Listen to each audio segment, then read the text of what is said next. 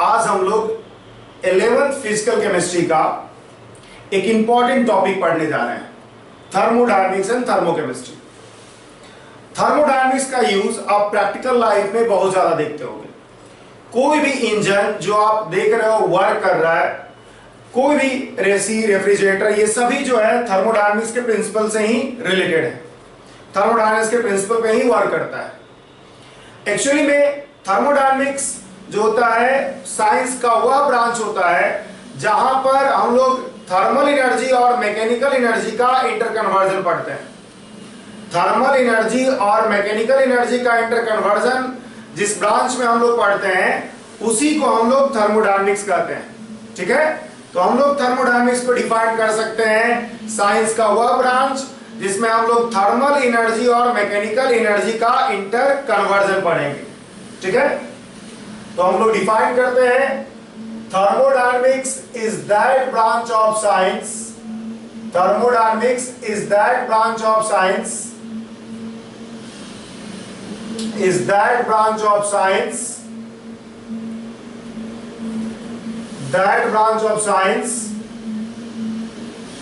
in which we study about, in which we study about interconversion of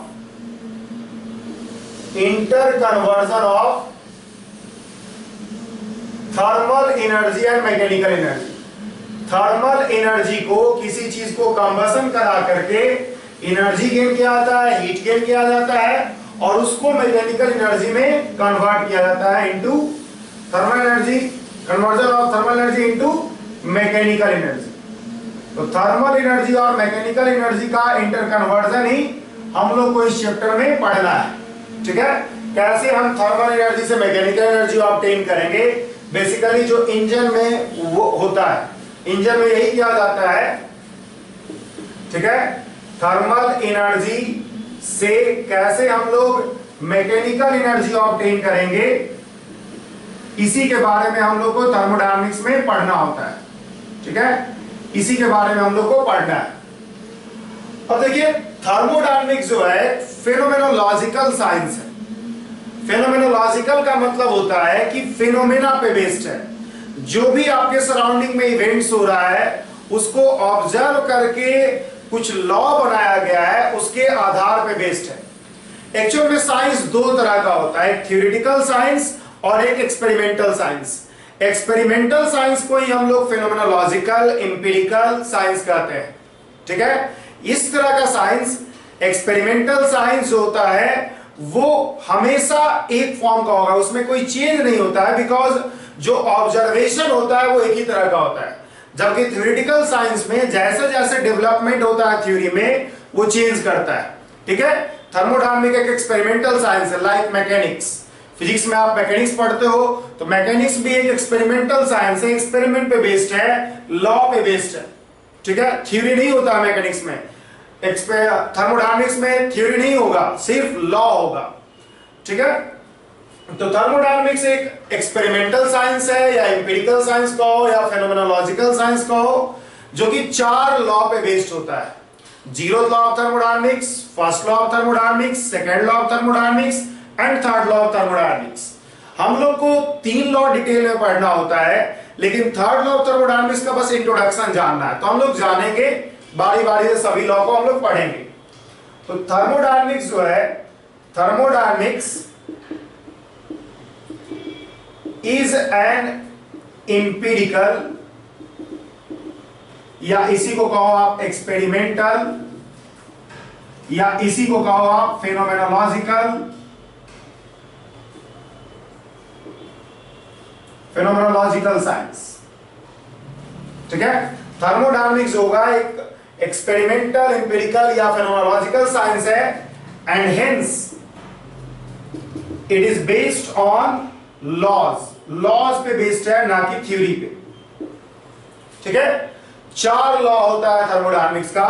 there are 4 laws of thermodynamics. There are 4 laws of thermodynamics. सबसे पहला law है zeroth law of thermodynamics. Zeroth law of thermodynamics, short में हम thermodynamics को TD लिख रहे हैं। दूसरा है फर्स्ट लॉ ऑफ थर्मोडायनेमिक्स,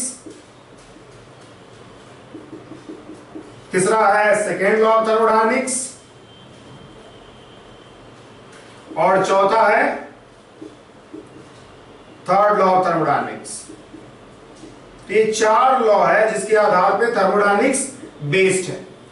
ठीक है, तो इन चारों लॉ के बारे में हम लोग को डिटेल में स्टडी करना है, एज वेल एज एक और पार्ट हम लोग को केमिस्ट्री में पढ़ना होता है, थर्मोकेमिस्ट्री।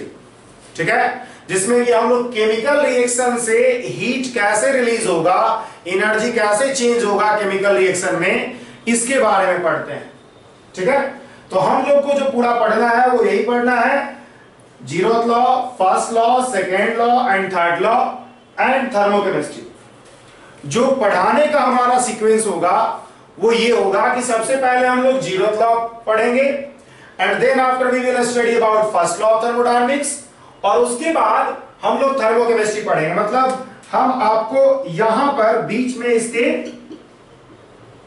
थर्मोकेमिस्ट्री पढ़ाएंगे, and then after we will study about second law of thermodynamics and third law of thermodynamics. ठीक है, सबसे पहले इस चैप्टर में हम लोग first zeroth law of thermodynamics पढ़ेंगे, इंट्रोडक्शन पढ़ेंगे। यहां पे हम लोग फिजिक्स में आपको पूरा डिटेल में इसको जानना होता है। फर्स्ट लॉ ऑफ थर्मोडायनेमिक्स बहुत डिटेल में पढ़ना हम लोग को है, and then after we will study about thermochemistry, और उसके बाद आपको second law of thermodynamics and third law of thermodynamics जानना है। ठीक है, तो ये 5 पोर्शन है जिसमें हम लोग को पढ़ना है। Basically third law of thermodynamics बहुत छोटा सा पार्ट है जो 10 मिनट में हो जाएगा, बस उसका नॉलेज जानना है कि थर्ड लॉ ऑफ थर्मोडायनेमिक्स होता क्या है। ठीक है, तो हम लोग शुरुआत करते हैं थर्मोडायनेमिक्स पढ़ना। आज जीरोथ लॉ ऑफ थर्मोडायनेमिक्स क्या होता है और ये क्या डिफाइन करता है, किस तरह से डिफाइन करता है, इसके बारे में आज हम पढ़ेंगे। ठीक है, तो आज हम लोग पढ़ने जा रहे हैं जीरोथ लॉ ऑफ थर्मोडायनेमिक्स। देखिए, नाम थोड़ा सा आपको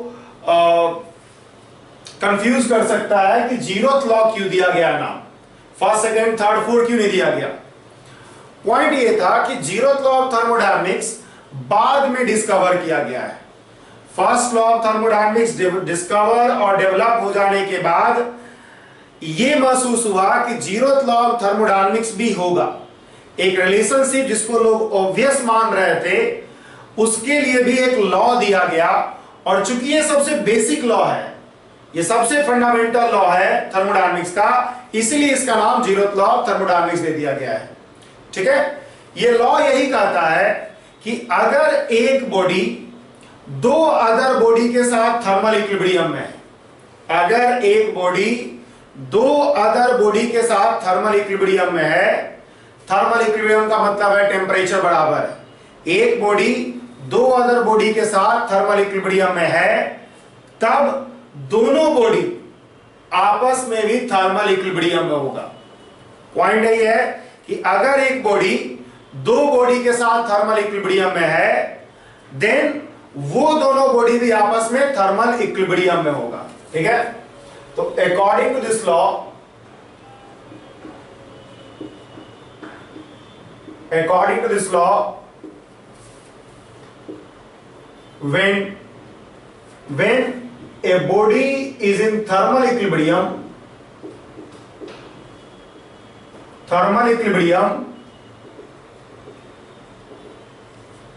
with two other bodies,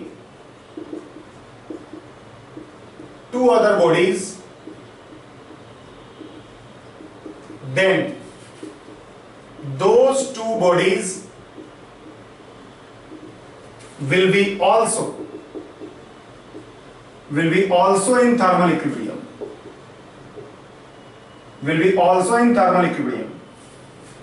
यही रिलेशन, यही पॉइंट है, यही स्टेटमेंट है इसका, कि अगर एक बॉडी ए, मान लेते हैं एक बॉडी ए जो है थर्मल इक्विलिब्रियम में है बी के साथ, और बॉडी ए जो है थर्मल इक्विलिब्रियम में है सी के साथ, तो बी और सी भी क्या होगा, आपस में थर्मल इक्विलिब्रियम में होगा।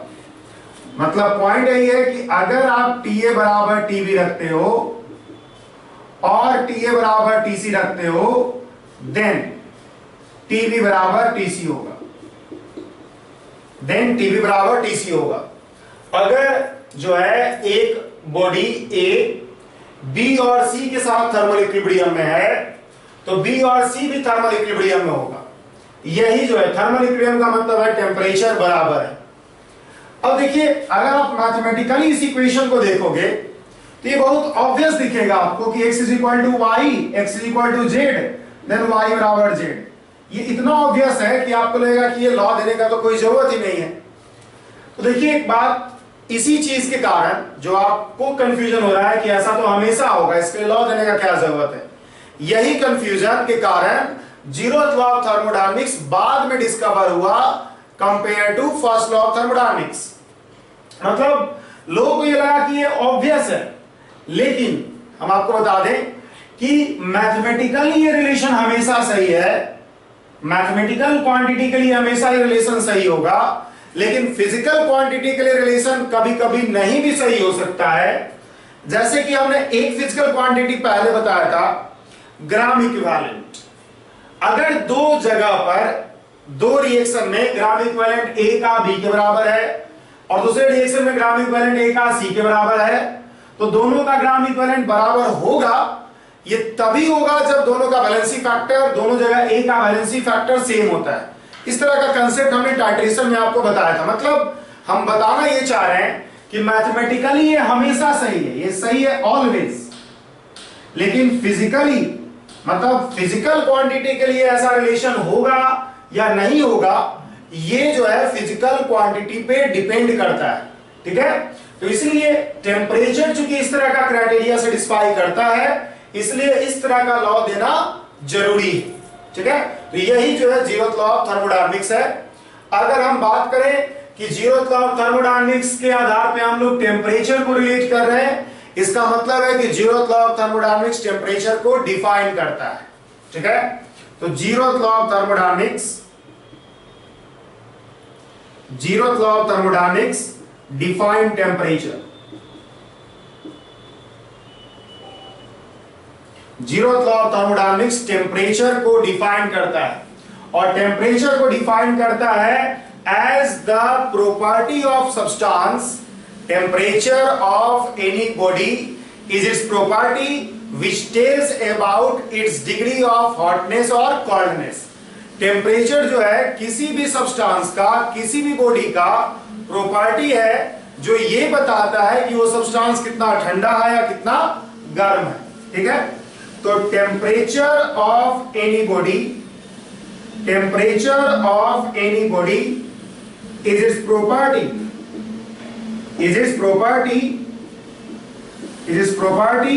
which tells about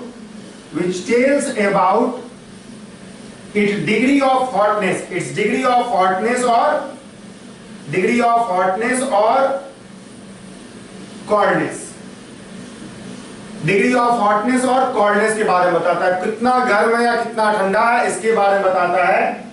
जैसा कि आप जानते होंगे कि टेम्परेचर को हम लोग डिग्री सेल्सियस, फारेनहाइट, केल्विन में नापते हैं, एज वेल एज और भी अदर यूनिट है, रैंकिन न्यूमर, जो कि हमको पढ़ने का जरूरत नहीं है। तो टेम्परेचर को बेसिकली 3 यूनिट में नापते हैं। Temperature is measured in degree Celsius, आपको रिलेशन पता होगा इन सब के बीच का, डिग्री सेल्सियस, केल्विन और फारेनहाइट, जो हम लोग बार बार रिलेशनशिप सबको पढ़ चुके हैं। ठीक है, ये बेसिकली तीन जो है यूनिट ज्यादा यूज किया जाता है टेम्परेचर के लिए। इन तीनों यूनिट में हम लोग टेम्परेचर को मेजर करते हैं। अगर कोई बॉडी जो है, दो बॉडी कहोगे अगर इक्वली ठंडा है, इसका मतलब दोनों का टेम्परेचर बराबर है। दो बॉडी अगर इक्वली गर्म है, इसका मतलब टेम्परेचर बराबर है। मतलब दो बॉडी अगर आपस में थर्मल इक्विलिब्रियम में है तो टेम्परेचर बराबर है। ठीक है, रिलेशनशिप जो होगा यूनिट के बीच का वो आप सब लोग जान रहे होंगे कि थर्मोमीटर आपको फिजिक्स में पढ़ना है, C/100 will be equal to K - 273। Exactly अगर आप लिखोगे तो 273.16 होता है डिवाइड बाय 100, और F - 32 डिवाइड बाय 180। तो this is the relationship between degree Celsius, Kelvin and Fahrenheit. Kelvin, degree Celsius और फ़ारेनहाइट में यही आपका रिलेशन है। ठीक है, तो zeroth law of thermodynamics temperature को डिफाइन करता है as the property of substance which tells about degree of hotness or coldness of that body। अब देखिए हम लोग एक टर्म डिफाइन करते हैं हीट। जनरली इसको डेल्टा क्यू से ही रिप्रेजेंट किया जाता है, बिकॉज हमेशा जब भी आप हीट पढ़ोगे तो चेंज इन हीट पढ़ते हो। ठीक है, इसलिए डेल्टा क्यू लिखा जाता है हमेशा। तो देखिए हीट क्या है? हीट जो है एनर्जी का एक फॉर्म है जो ट्रांसफर करता है between two bodies due to difference in temperature. अगर दो बॉडी अलग अलग टेम्परेचर पे है और दोनों को अगर आप कांटेक्ट में ले आओगे तो हीट ट्रांसफर करेगा हॉटर बॉडी से कोल्डर बॉडी। ये सब लोग ऑब्जर्व कर सकते हो, सब लोग एक्सपीरियंस कर सकते हो कि दो बॉडी के बीच में टेम्परेचर डिफरेंस होने के कारण हीट फ्लो करेगा from hotter body to colder body. ठीक है, तो heat is a form of energy, heat is a form of energy which transfer between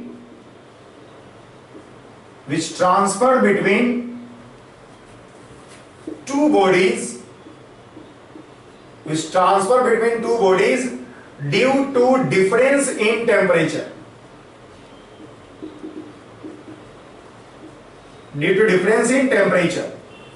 temperature में डिफरेंस होने के कारण हीट फ्लो करता है वन बॉडी से टू बॉडी में, दूसरे बॉडी में। याद रखिए अगर टेम्परेचर दो बॉडी का सेम होगा तो हीट फ्लो नहीं करेगा, कॉमन सेंस की बात है। चूंकि एनर्जी का एक फॉर्म है इसलिए यूनिट ऑफ हीट की बात करें अगर हम, यूनिट ऑफ हीट क्या होगा? कैलोरी, जूल, ये सब जो होगा आपका यूनिट होगा किलो जूल, किलो कैलोरी।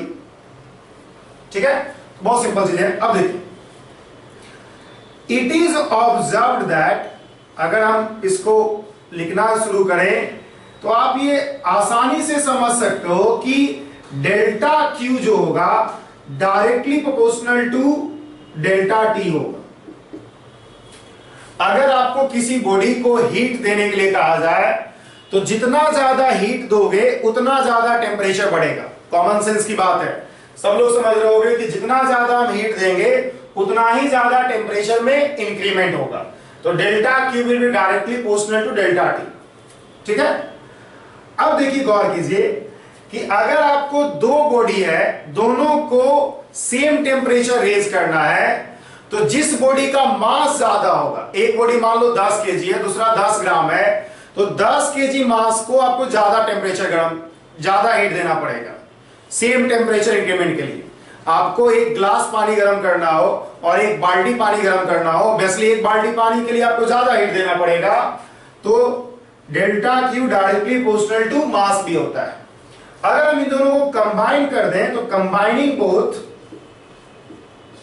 हमारे पास हो जाएगा delta Q is proportional to m delta T. Delta Q जो होगा एम डेल्टा टी के डायरेक्टली प्रोपोर्शनल हो जाएगा। और जब m डेल्टा टी के डायरेक्टली प्रोपोर्शनल हो जाएगा डेल्टा क्यू, तो आप इससे रिलेशन लिख सकते हो कि delta Q is equal to S into m delta T. इसी को हम लोग सिंपल लिख देते हैं एम एस डेल्टा टी। ये आपका फर्स्ट फॉर्मूला है थर्मोडायनामिक्स का।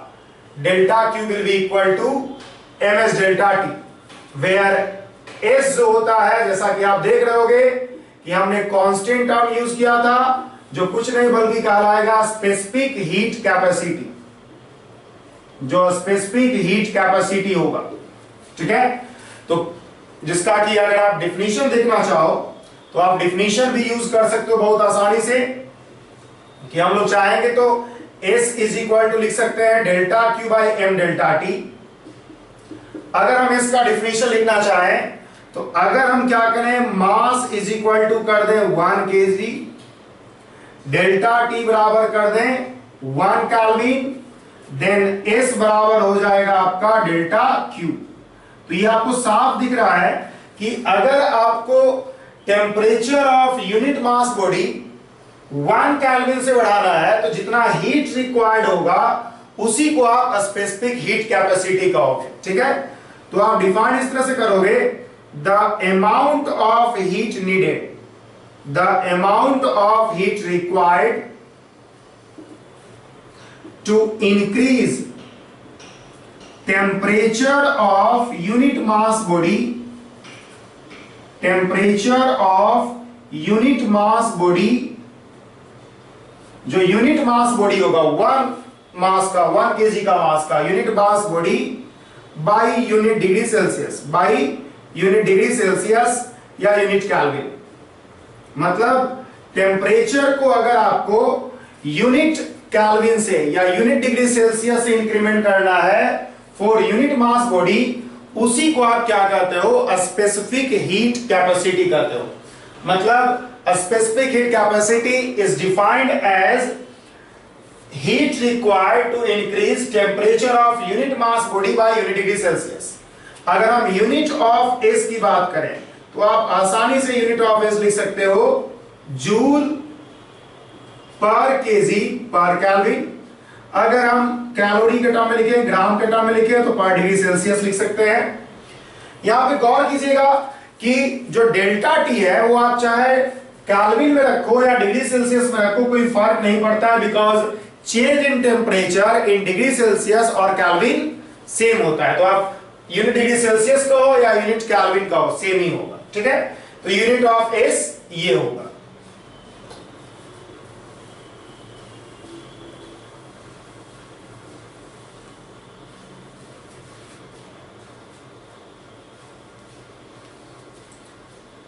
देखिए आईआईटी एक सवाल पूछा है स्पेसिफिक हीट कैपेसिटी पे कि specific heat capacity, specific heat capacity of a substance represents, A option दिया गया था हीट कंडक्टिंग पावर,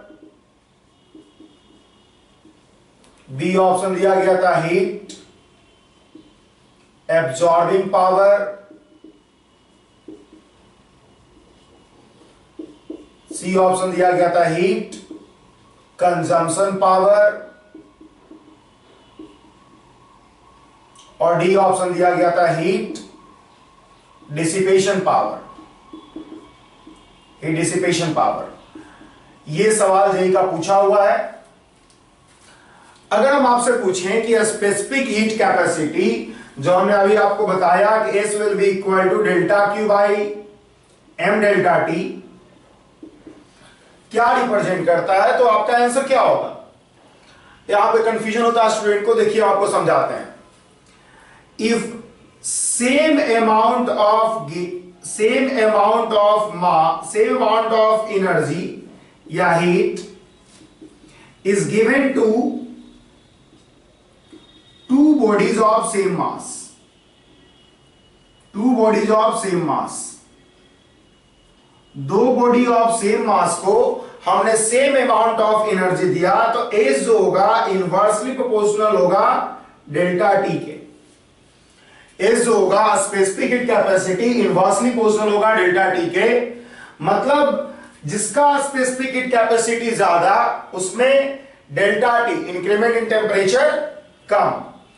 अब गौर कीजिए कि अगर आपने सेम अमाउंट ऑफ हीट दिया दो बॉडी को, किसी में टेम्परेचर ज्यादा बढ़ रहा है, किसी में टेम्परेचर कम बढ़ रहा है, तो जिसमें ज्यादा टेम्परेचर बढ़ रहा है उसका स्पेसिफिक हीट कैपेसिटी कम होगा, जिसमें कम टेम्परेचर बढ़ रहा है उसका स्पेसिफिक हीट कैपेसिटी ज्यादा होगा। तो जब कम टेम्परेचर इंक्रीज हो रहा है तो स्पेसिफिक हीट कैपेसिटी ज्यादा है। कम टेम्परेचर इंक्रीज होने का मतलब है कि उस बॉडी को हीट एब्जॉर्ब करने का कैपेसिटी है, और इसी कारण से बॉडी जो है अपना टेम्परेचर इंक्रीमेंट शो नहीं कर पा रहा है। इसका सीधा मतलब है कि हीट एब्जॉर्बिंग पावर को रिप्रेजेंट करता है स्पेसिफिक हीट कैपेसिटी। ठीक है, higher the heat absorbing power, higher the heat absorbing power, जितना ज्यादा हीट एब्जॉर्बिंग पावर होगा, lower will be increment, lower will be increment in temperature and hence higher will be the value of a specific heat capacity, higher will be the value of a specific heat capacity, a specific heat capacity का value ज्यादा होगा। तो actual में specific heat capacity heat absorbing power of a substance को represent करता है। ठीक है, ये सवाल जेई का पूछा हुआ है। अब देखिए, हमने आपको एक फॉर्मूला जो बताया, delta Q is equal to M S delta T. Delta Q is equal to हमारे पास है एम एस डेल्टा टी वी है। हम क्या करते हैं, इसमें मोलर मास से डिवाइड कर देते हैं और मोलर मास से मल्टीप्लाई कर देते हैं। अगर हम मोलर मास से डिवाइड करेंगे तो ये आ जाएगा आपका number of mole, m into S आ जाएगा c, और that will be equal to delta T, where m क्या हो गया, नंबर ऑफ मोल हो गया, c क्या होगा, मोलर हीट कैपेसिटी हो गया। केमिस्ट्री में ज्यादातर हम लोग nc डेल्टा टी ही यूज करेंगे, तो आपके पास ms डेल्टा टी और nc डेल्टा टी है, तो so del Q will be equal to ms delta T और nc डेल्टा टी। कभी कभी ऐसा होता है कि स्पेसिफिक कैपेसिटी या मोलर हीट कैपेसिटी को टेम्परेचर का फंक्शन दे दिया जाता है। उस केस में आप आसानी से ms dt करोगे इंटीग्रेशन, nc dt करोगे इंटीग्रेशन, T1 से T2 जो भी आपको टेम्परेचर चेंज कहा जाए करने के लिए। तो जहां पे C जो है मोलर हीट कैपेसिटी है। ठीक है, m इंटू s बराबर n इंटू सी है, इसको हम लोग h भी कहते हैं, जिसको कि सिंपली कहा जाता है हीट कैपेसिटी, इसको सिंपली हम लोग हीट कैपेसिटी कहते हैं। ठीक है, तो del Q will be simply equal to h delta T, जहां पर आप कर सकते हो कि 1 by h will be equal to del T by del Q, and del T by del Q जो होगा dy by dx slope on TQ diagram, slope on TQ diagram, TQ diagram पे स्लोप होगा, और TQ diagram को ही हम लोग कहते हैं हिटिंग कर्व।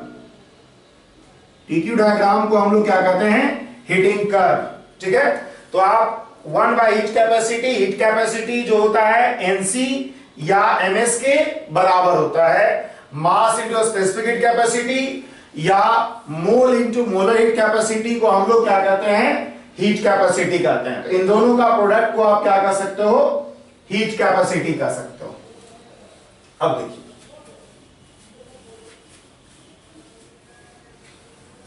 जब हम TQ डायग्राम प्लॉट करेंगे, उस पे जो भी स्लोप आएगा वो 1 बाई हीट कैपेसिटी के बराबर होगा। हम इधर टेम्परेचर प्लॉट कर रहे हैं, उधर हीट गिवन प्लॉट कर रहे हैं, और मान लिया हमने एक लाइन आपको दिया कि इस तरह का लाइन है जो कि एंगल बना रहा है 60 डिग्री। ठीक है, तो for a substance A TQ diagram is a straight line with slope 60 degree. Find the value of a specific heat capacity. Find the value of a specific heat capacity if mass of A is equal to 2 ग्राम। ठीक है, mass of A जो है 2 ग्राम है। Heat हम देना है calorie में, और टेम्परेचर जो है 8 डिग्री सेल्सियस में है। तो देखो, हम लोग जानते हैं कि we know that 1 by h is equal to slope on TQ diagram, और स्लोप ऑन TQ डायग्राम का मतलब है स्लोप ऑन टीक्यू डायग्राम का मतलब होगा tan थीटा, तो tan 60 डिग्री। ठीक है, अब 1/h को आप लिख सकते हो mass of A into a specific heat capacity of A is equal to tan 60, that will be equal to √3, तो ऐसे will be equal to 1 by mass of A, mass of A 2 ग्राम है, तो 2√3 calorie पर ग्राम पर degree Celsius. So this is the value of a specific heat capacity for the substance A। ठीक है, इस तरह से आप आसानी से TQ डायग्राम को से आप किसी का स्पेसिफिक हीट कैपेसिटी या मोलर हीट कैपेसिटी कैलकुलेट कर सकते हो। ठीक है,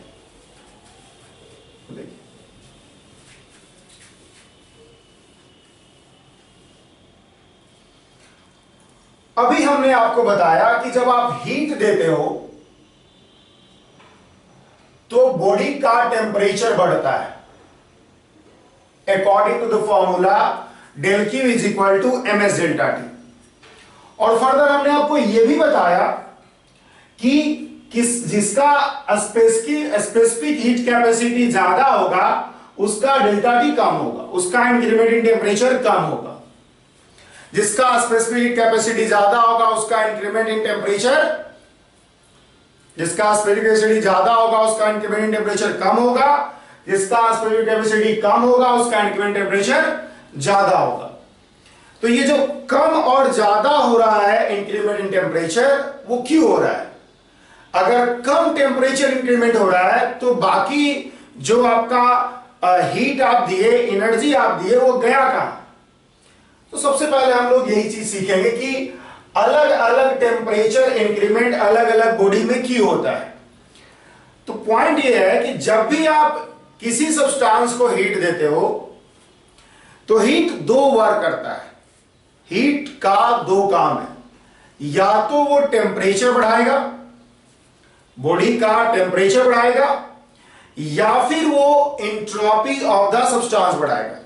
मतलब टेम्परेचर बढ़ाएगा और एंट्रोपी बढ़ाएगा। एंट्रोपी एक टर्म होता है जो मॉलिक्यूलर रैंडमनेस से एसोसिएटेड होता है। जितना ज्यादा रैंडम होगा मॉलिक्यूल्स, किसी भी सब्सटेंस का मॉलिक्यूल जितना ज्यादा रैंडम होगा, आप ये कहोगे कि उतना ही ज्यादा उसमें एंट्रोपी है। तो जब भी आप हीट देते हो तो उसका दो काम होता है। ठीक है, heat given to any substance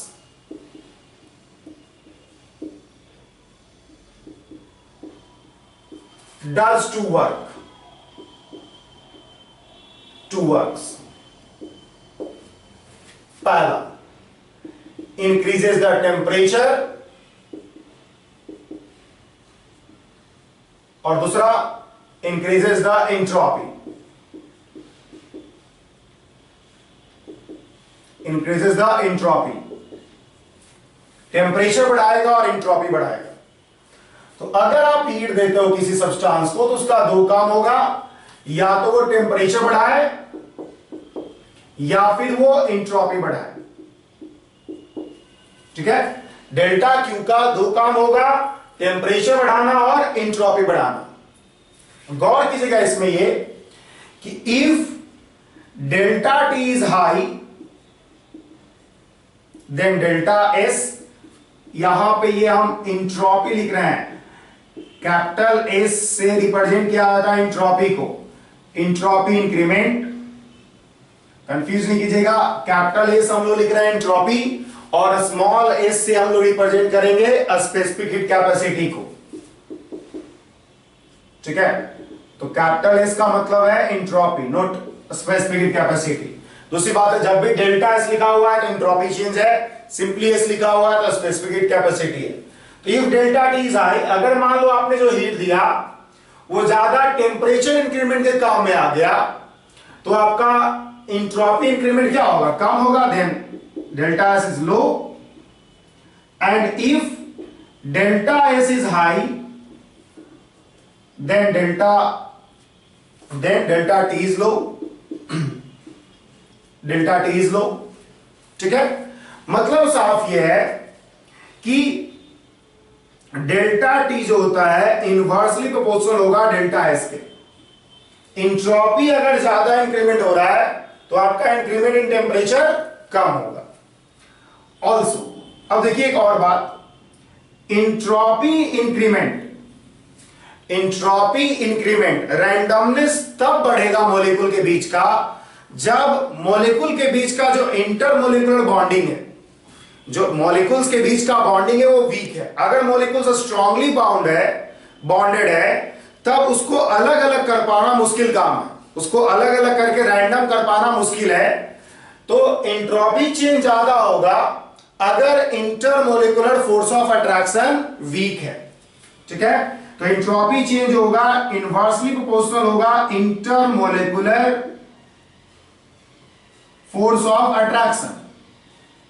अगर इंटरमोलिकुलर फोर्स ऑफ अट्रैक्शन कम है तो आपका एंट्रोपी चेंज कम होगा। अब देखिए, तो ऑल्सो वी नो दैट, अभी हमने आपको पढ़ाया था कि जो स्पेसिफिक हीट कैपेसिटी है एस होता है वो इनवर्सली प्रोपोर्शनल टू टेम्परेचर होता है। और इससे आपको दिख जाएगा जब इनवर्सली प्रोपोर्शनल है और यहां से आप देख रहे हो delta T inversely proportional to delta S है, तो ये हो गया और ये हो जाएगा inversely proportional to intermolecular force of attraction, intermolecular force of attraction. तो ऐसा आपको कभी कभी पूछा जाएगा कि आपको 4 बॉडी दे देगा और बोलेगा बताइए किसका स्पेसिफिक हीट कैपेसिटी ज्यादा है। तो स्पेसिफिक हीट कैपेसिटी उस सब्सटेंस का ज्यादा होगा जिसमें intermolecular force of attraction weak हो, जिसमें intermolecular force of attraction weak होगा उसका स्पेसिफिक हीट कैपेसिटी ज्यादा होगा। जैसे कि हम कुछ एग्जांपल आपको करवाते हैं यहां पर। ये एक बहुत इंपॉर्टेंट रिलेशन है कि जब भी आपको स्पेसिफिक हीट कैपेसिटी कंपेयर करने के लिए कहा जाए डिफरेंट सब्सटेंस के बीच का, तो आप यही देखोगे किसमें इंटरमोलिकुलर फोर्स ऑफ अट्रैक्शन सबसे वीक है। जिसमें इंटरमोलिकुलर फोर्स ऑफ अट्रैक्शन सबसे वीक होगा उसमें स्पेसिफिक हीट कैपेसिटी सबसे ज्यादा होगा। Which of the following, question दे रहे हैं, which of the following has maximum specific heat capacity value. Specific heat capacity का मैक्सिमम वैल्यू किसमें होगा? ऑप्शन है aluminium, iron, diamond and D है वाटर। अगर आपसे पूछे सबसे ज्यादा किसमें होगा तो आप जान रहे हो एस जो है इनवर्सली प्रोपोर्शनल होता है इंटरमोलिकुलर बॉन्डिंग, इंटरमोलिकुलर इंटरएटॉमिक जो भी कहो, इंटरमोलिकुलर बॉन्डिंग का जो स्ट्रेंथ होगा उसके इनवर्सली प्रोपोर्शनल होगा। अगर हम इसमें बात करें तो मेटालिक बॉन्डिंग है, ये बॉन्डिंग का सवाल हो गया यहां पर, मेटालिक बॉन्डिंग है। इसमें अगर हम बात करें डायमंड में कोवलेंट बॉन्डिंग है, इंटरमोलिकुलर बॉन्डिंग में कोवलेंट बॉन्डिंग है। इसमें जो इंटरमोलिकुलर बॉन्डिंग है वो सेकेंडरी बॉन्डिंग है, हाइड्रोजन बॉन्ड, हाइड्रोजन बॉन्डिंग है। और अगर आप समझ सकते हो ये बहुत आसानी से, आप जानते होंगे कि मेटालिक बॉन्डिंग, कोवलेंट बॉन्डिंग और हाइड्रोजन बॉन्डिंग में सबसे वीक हाइड्रोजन बॉन्डिंग है, इसलिए स्पेसिफिक हीट कैपेसिटी वाटर का मैक्सिमम होगा। तो जब भी इस तरह का आपको सवाल दिया जाए कि जिसमें आपको स्पेसिफिक हीट कैपेसिटी को कंपेयर करना हो डिफरेंट केमिकल स्पीशीज के बीच का, तब आप ये सबसे पहले देखोगे कि किसमें इंटरमोलिकुलर बॉन्डिंग वीक है। जिसमें इंटरमोलिकुलर बॉन्डिंग वीक होगा उसका स्पेसिफिक हीट कैपेसिटी का वैल्यू ज्यादा होगा। तो ये फर्स्ट इस तरह क्वेश्चन आपको पूछा जाएगा। ठीक है, ये बॉन्डिंग का सवाल हो गया, किसका स्पेसिफिक कैपेसिटी ज्यादा होगा या कम होगा। अल्टीमेटली आपको यही देखना है कि एस जो स्पेसिफिक हीट कैपेसिटी है वो इनवर्सली प्रोपोर्शनल होगा इंटरमोलिकुलर फोर्स ऑफ अट्रैक्शन के। तो खैर वो चीज आप समझ गए होंगे। अब देखिए यहां पर हमने ये देखा कि अगर डेल्टा टी ज्यादा है तो डेल्टा एस कम होगा, डेल्टा एस ज्यादा है तो डेल्टा टी कम होगा, दोनों दूसरे का वाइस वर्सा होगा। तो there are two extreme cases possible, there are two extreme cases possible.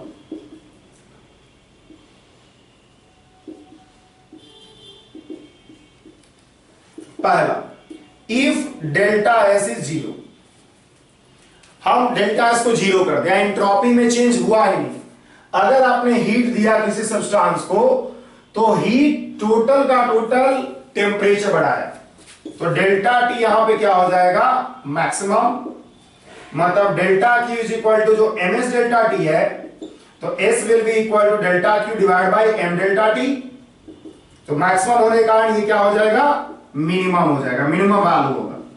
इस केस में जो होगा एस का वैल्यू मिनिमम होगा, और ऐसा तभी होगा, आप समझ सकते हो कि इंट्रोपी में इंक्रीमेंट नहीं हो रहा है। इंट्रोपी में इंक्रीमेंट तभी होगा नहीं, जब इंट्रोपी में इंक्रीमेंट तभी नहीं होगा जब बॉन्डिंग जो है बहुत मजबूत है।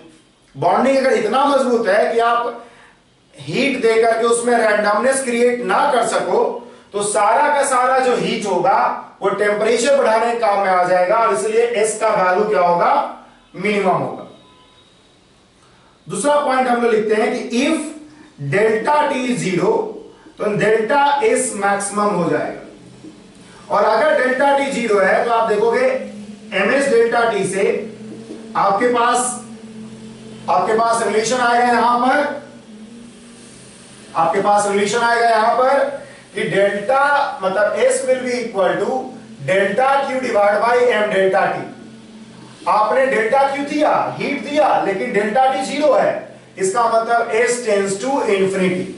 यहां पर एस टेंस टू इंफिनिटी हो जाएगा, मतलब मैक्सिमम पॉसिबल वैल्यू। ठीक है, ये जो दूसरा केस है जहां पर आप हीट देते हो लेकिन टेम्परेचर में इंक्रीमेंट नहीं होता है, बल्कि सारा का सारा heat entropy of the substance बढ़ाने के काम में आता है, इसका एग्जांपल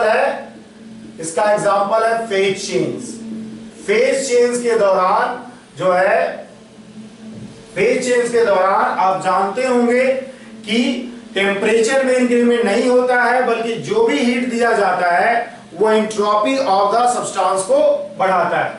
तो फेज चेंज का एग्जांपल है, और इसीलिए ड्यूरिंग फेज चेंज हम लोग फॉर्मूला एक अलग अप्लाई करते हैं। We apply delta Q is directly proportional to mass. Delta T के डायरेक्टली प्रोपोर्शनल नहीं लिखते हैं, जितना ज्यादा चीज का आपको फेज चेंज करना है उतना ज्यादा हीट देना पड़ेगा, और इसी से हम लोग रिलेट करके लिख देते हैं delta Q is equal to m into L. ठीक है, एम इंटू एल। तो फेज चेंज के दौरान हम लोग डेल्टा क्यू का फॉर्मूला लिखते हैं m into L, where L जो होता है latent heat of latent heat होता है। अगर ड्यूरिंग वेपोराइजेशन की बात करें, अगर हम वेपोराइजेशन कर रहे हैं मतलब लिक्विड टू गैस कर रहे हैं, तो डेल्टा क्यू का फॉर्मूला हो जाएगा m into L V, where L V क्या होगा, latent heat of vaporisation, latent heat of vaporisation हो जाएगा। और अगर हम बात करें फ्यूजन के दौरान, ड्यूरिंग फ्यूजन का मतलब है सॉलिड से लिक्विड, तो क्या होगा, delta Q is equal to m into L F. ठीक है, एल एफ जो होगा लैटेंट हीट ऑफ फ्यूजन होगा। एक्चुअली में लैटेंट हीट का मतलब होता है छुपा हुआ हीट।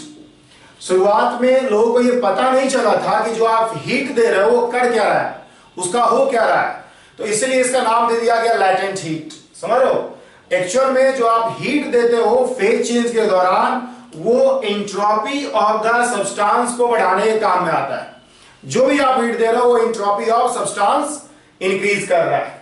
एक और बात कि एंट्रोपी की अगर हम बात करें, कंपेयर करें, नोट में करके इस चीज को लिख सकते हैं कि एंट्रोपी जो होता है गैस का, रैंडमनेस गैस में बहुत ज्यादा होता है कंपेयर टू लिक्विड, और लिक्विड का रैंडमनेस ज्यादा होगा कंपेयर टू सॉलिड। तो अगर आपको लिक्विड से गैस फेज में ट्रांजिशन करना है, लिक्विड से गैस फेज में अगर ट्रांजिशन करना है, तो एंट्रोपी इंक्रीमेंट बहुत ज्यादा होगा।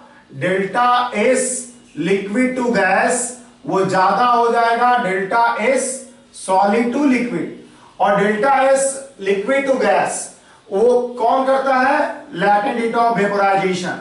तो latent heat of vaporisation of any substance, किसी भी सब्सटेंस के लिए लैटेंट हीट ऑफ वेपोराइजेशन जो होता है हमेशा बड़ा होता है लैटेंट हीट ऑफ फ्यूजन से, बिकॉज आपको वेपोराइजेशन में लिक्विड से गैस फेज में ले जाना है जहां पर इंक्रीमेंट इन एंट्रोपी बहुत ज्यादा है, जबकि सॉलिड से लिक्विड में इंक्रीमेंट इन एंट्रोपी कम है। इसके कारण से लैटेंट हीट ऑफ फ्यूजन कम होगा और लैटेंट हीट ऑफ वेपोराइजेशन ज्यादा होगा। तो ये जो है आपका heat change in different process है। हमने आपको दो फॉर्मूला पढ़ाया बेसिकली अभी तक। हम लोग जीरोथ लॉ इसी के लिए पढ़ते ही हैं ताकि हम लोग ये समझ सके कि डेल क्यू का फॉर्मूला क्या है। तो we have del Q is equal to M S delta T, इसी को हमने कहा एनसी डेल्टा टी, इसी को हमने कहा एच डेल्टा टी। और याद ये रखना है कि ड्यूरिंग फेज चेंज के दौरान हम लोग डेल क्यू का फॉर्मूला लेकिन यूज करेंगे m इंटू एल, या कभी कभी आप देखोगे n इंटू एल। ठीक है, कैपिटल लिख देते हैं। यहां लैटेंट हीट पर मोल है, स्मॉल एल जो है लैटेंट हीट पर ग्राम है। m के साथ यूज करोगे तो per gram latent heat use करोगे, कैपिटल एल के साथ यूज करोगे तो पर मोल यूज करोगे लैटेंट हीट। तो del Q is equal to m into L है या n इंटू एल है। तो इस तरह से आपके पास डेल क्यू का दो फॉर्मूला है जो कि हम लोग को जीरोथ लॉ ऑफ थर्मोडायनेमिक्स से आया है। ठीक है, तो जीरोथ लॉ ऑफ थर्मोडायनेमिक्स से हमारे पास डेल क्यू का दो फॉर्मूला आता है, this one and second formula is this one. ठीक है, अब देखिए इसमें एक सवाल करवाते हैं हम आपको। Find the increment in temperature of 10 gram of water if 100 calorie of heat is given। ठीक है, दिया हुआ specific heat capacity of water 1 calorie पर ग्राम पर डिग्री सेल्सियस है। देखिए सिंपल सी बात है, हम लोग यूज करेंगे formula del Q is equal to M S delta T. Del Q आपके पास है 100 कैलोरी, मास आपने लिखा 10, एस दे दिया गया 1 और डेल टी। तो इससे आपको डेल टी आ जाएगा 100 डिवाइड बाई 10 मतलब 10 डिग्री सेल्सियस। तो इतना से आपका इंक्रीमेंट इन टेम्परेचर होगा। बहुत आसान सवाल था, फॉर्मूला यूज किए थे हमने delta Q is equal to M S into delta T. ठीक है, तो बहुत आसान सवाल है। अगर हम आपको ऐसा सवाल देते हैं कि मान लिया आपको क्या किया गया है, find the amount of heat required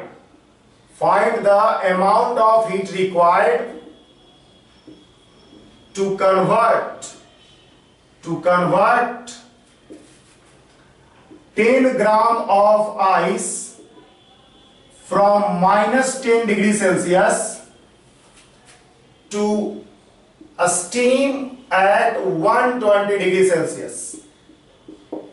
दिया हुआ है आपको S specific heat capacity of I 0.5 gram calorie पर ग्राम पर degree Celsius, specific capacity of water 1 calorie पर ग्राम पर डिग्री सेल्सियस, और स्पेसिफिक कैपेसिटी ऑफ स्टीम जो है 0.33 कैलोरी पर ग्राम पर डिग्री सेल्सियस। ठीक है, लैटेंट हीट ऑफ फ्यूजन जो है आपका दिया हुआ है 80 कैलोरी पर ग्राम पर डिग्री सेल्सियस पर ग्राम, और लैटेंट ऑफ वेपोराइजेशन जो है 580 कैलोरी पर ग्राम दिया हुआ है। तो ये डेटा दिया हुआ जिसकी मदद से आपको निकालना है कि आइस को स्टीम में कैसे बदलोगे, कितना आपको हीट रिक्वायर्ड होगा। तो एक्चुअल में आपको जो ये फेनोमेना है, आइस को जो -10 डिग्री सेल्सियस पे है उसको आपको स्टीम में बदलना है एट 120 डिग्री सेल्सियस। इसको आप अलग अलग स्टेप में सोचोगे। अलग अलग स्टेप ये होगा, आइस से को -10 डिग्री सेल्सियस से पहले आप आइस एट 0 डिग्री सेल्सियस पहुंचाओगे, हीट टेम्परेचर इंक्रीज किया आइस का। उसके बाद आइस को वाटर में कन्वर्ट करोगे एट 0 डिग्री सेल्सियस ही मेल्टिंग पॉइंट पे। मेल्टिंग पॉइंट से फिर वाटर को क्या करोगे, वाटर को ही हीट करके आप 100 डिग्री सेल्सियस पे ले जाओगे गर्म करके, और फिर वाटर को गैस में स्टीम में कन्वर्ट करोगे एट 100 डिग्री सेल्सियस, और फिर आप स्टीम को क्या करोगे 120 डिग्री सेल्सियस पे ले जाओगे। तो इस तरह से आपको प्रोसीजर सोचना होगा। पहले आप आइस फेज में मतलब सॉलिड फेज में इंक्रीमेंट किए टेम्परेचर को, मेल्टिंग पॉइंट पे पहुंचा करके सॉलिड को लिक्विड में बदला, लिक्विड को इंक्रीमेंट किया टेम्परेचर, बॉइलिंग पॉइंट पे पहुंचाया, बॉइलिंग पॉइंट पे उसको हमने क्या किया, स्टीम में कन्वर्ट किया, गैस में कन्वर्ट किया, और फिर स्टीम को हमने बॉइलिंग पॉइंट से डिजायर्ड टेम्परेचर पे कन्वर्ट किया। अगर हम सब में हीट ले ले delta Q1, delta Q2, delta Q3, delta Q4 and delta Q5, तो आपको जो डेल्टा Q टोटल होगा, जो टोटल अमाउंट ऑफ एनर्जी आपको चाहिए इन सभी प्रोसेस में जो हीट चेंज होगा उसका जोड़ के बराबर होगा delta Q4 plus delta Q5। ठीक है, अगर हम इन सबको यूज करना शुरू करें तो हो जाएगा मास जो कि कॉमन होगा, mass of ice, steam of ice, delta T of ice plus mass of ice into latent heat of fusion plus mass of water, S of water, delta T of water plus mass of water into latent heat of vaporisation plus mass of steam, S of steam, delta T of steam. तो ये use कर रहे हो। जैसा कि आप समझ सकते हो कि आपका अगर 10 ग्राम आइस है तो 10 ग्राम ही स्टीम बनेगा, मास सब जगह फिक्स होगा, तो मास को हमने बाहर निकाल लिया, मास जो है सबका कॉमन ले लिया हमने m, और बारी बारी से हम सबका वैल्यू रख रहे हैं। ठीक है, और m को हमने 10 ग्राम रख ही दिया, चूंकि सबका वैल्यू रखे तो इसका वैल्यू रख देते हैं। इस आई से आपका 0.5, इंक्रीमेंट इन टेम्परेचर किया आपने 10, -10 से 0, ये है आपका 80 कैलोरी, ये है आपका 1 इंटू 100 कैलोरी, 100 डिग्री सेल्सियस से आपने इंक्रीमेंट किया है, स्पेसिफिक कैपेसिटी 1 है, ये जो है 580 कैलोरी है, और ये जो है 0.33 इंटू 20 कैलोरी है। तो यही जो है आपका वैल्यू होगा। अगर आप यूनिट कट करोगे तो आपका फाइनल आंसर कैलोरी में इतना ही आएगा। जैसा कि आप देख सकते हो कि बहुत आसान है लिखना। आप देखोगे आएगा 5 और 80, 85, 100, 580, और उसके बाद 20/3, 20/3 का मतलब हुआ 6.67। तो आप देखोगे 67 आएगा, 6 5 11, उसके बाद फिर होगा अगर 16 और 1 17, बाकी 1, उसके बाद हो जाएगा 6 और 1 7, तो आपको आ जाएगा 771.67 कैलोरी। तो this is the final answer. जब भी ऐसा सवाल पूछा जाए, जब डिफरेंट फेज चेंज इन्वॉल्व हो, तो आपको इसी तरह से सोचना होता है, इसी तरह से आपको प्रोसीड करना होगा। पहले आप सॉलिड फेज में उसको मेल्टिंग पॉइंट तक ले जाओगे, मेल्टिंग पॉइंट में पर ले जाके उसको लिक्विड में कन्वर्ट करोगे, लिक्विड को गर्म करके आप बॉइलिंग पॉइंट पे ले जाओगे, बॉइलिंग पॉइंट पे आप क्या करोगे, लिक्विड को गैस में कन्वर्ट करोगे, और फिर गैस को डिजायर्ड टेम्परेचर पे हीट करके ले जाओगे। अगर हम इस पूरे प्रोसेस को एक हीटिंग कर्व पे रिप्रेजेंट करना सोचें तो बहुत आसानी से इसको रिप्रेजेंट कर सकते हैं। इस तरह से हम क्या करते हैं, हम इस पूरे प्रोसेस को हम एक हीटिंग कर्व पे रिप्रेजेंट करते हैं। ठीक है, देखिए ये आपका टेम्परेचर है, ये आपका हीट गिवन है। शुरुआत में आपका बॉडी जो है -10 डिग्री सेल्सियस पे था, ये 0 है, -10 थोड़ा ऊपर लिखते हैं बिकॉज जगह के अनुसार ही हम फिगर बनाएंगे। -10 है, और यहां पे आइस है। सबसे पहले आपने आइस को क्या किया, हीट दे करके 0 डिग्री सेल्सियस पे ले गए, तो हीट दिया, 0 डिग्री सेल्सियस पे गया। अब जब ये मेल्टिंग पॉइंट पहुंच गया, तब इसको क्या किया आपने, फ्यूज करके इसको वाटर में लाया है, ये आइस ही है, यहां पे आके ये वाटर हो गया है, 0 डिग्री सेल्सियस पे रहा। अब उसके बाद वाटर को आप हीट दिए, उसका टेम्परेचर इंक्रीमेंट हुआ, और टेम्परेचर इंक्रीमेंट होकर के वो बन गया वाटर एट 100 डिग्री सेल्सियस। मान लिया 100 यहां पे 100 डिग्री सेल्सियस। ठीक है, अब 100 डिग्री सेल्सियस पे ले जाकर के आप वाटर को क्या किए, आप उसको हीट दिए, तो वो बन गया स्टीम में कन्वर्ट हो गया, और स्टीम से फिर क्या किया, आप उसको 120 डिग्री सेल्सियस पे ले गए टेम्परेचर पर, जहां पे वो स्टीम में ही रहा। तो यही 5 स्टेप है जिसमें कि आपको प्रोसेस को सोचना होगा, जिसमें कि 2 फेज चेंज इन्वॉल्व होगा। आप स्लोप वगैरह को डिसाइड कर सकते हो कि क्या आपका स्लोप होगा, डिपेंडिंग अपॉन आपका जो डेटा है दिया हुआ, एस वैल्यू का डेटा दिया हुआ है। ठीक है, यही जो है हम लोग को सबसे पहला पार्ट थर्मोडायनामिक्स में पढ़ना है जिसके थ्रू हमने del Q is equal to ms delta T और nc डेल्टा टी स्टैब्लिश किया।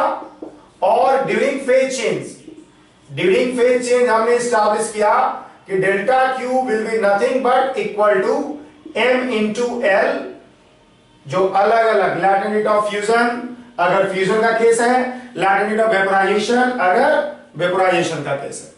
अगले क्लास में हम लोग फर्स्ट लॉ ऑफ थर्मोडायनामिक्स पढ़ना शुरू करेंगे, जहां पर जो हीट चेंज है उसको हम लोग वर्क से रिलेट करेंगे।